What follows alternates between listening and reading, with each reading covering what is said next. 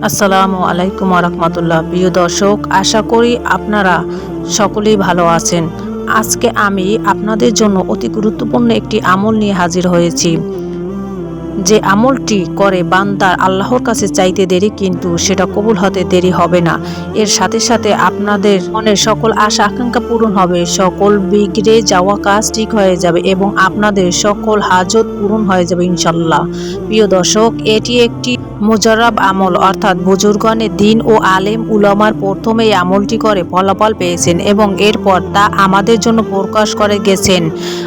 যদি আমরা এই আমলটি সঠিকভাবে করতে পারি তাহলে আমাদের যত পেরেশানি আছে তা দূর হয়ে যাবে, যত অপূর্ণ কাজ আছে তা পূর্ণ হয়ে যাবে। এমনকি যেই দোয়াগুলো আমাদের কখনোই কবুল হয়নি সেই দোয়াগুলো এই ছোট আমলটির কারণে কবুল হয়ে যাবে ইনশাল্লাহ। এই আমলটি করতে আপনাদের মাত্র 5 মিনিট সময় লাগবে ইনশাল্লাহ। আপনারা যদি খাস নিয়তে এই আমলটি করেন, আপনাদের আশা আল্লাহ রাব্বুল আলামিন পূরণ করে দেবেন। এটা আমি আপনাদের দৃঢ় বিশ্বাস থেকে বলছি। আপনাদেরকেও এই আমলটি দৃঢ় বিশ্বাসের সাথে করতে হবে। প্রিয় দর্শক, যে কাজ আপনারা দুনিয়ার কোনো কিছুর দ্বারা করতে পারেননি সেই কাজ আপনারা আজকের এই আমলটি দ্বারা করতে পারবেন।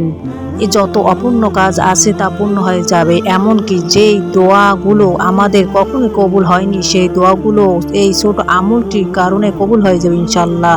এটি অত্যন্ত শক্তিশালী এবং পরীক্ষিত একটি আমল। প্রিয় দর্শক, এখন আমরা জানব যেই আমলটি কখন কিভাবে করতে হবে। আমলটি আপনারা যে কোনো সময় করতে পারেন। আমলটি করার জন্য প্রথমে 3 বার দুরূদ শরীফ পাঠ করবেন। এরপর মহান আল্লাহর এই পবিত্র নামটি 111 বার পাঠ করবেন। নামটি হলো ইয়া কাদিরু। এরপর পুনরায় 3 বার দুরূদ শরীফ পাঠ করবেন।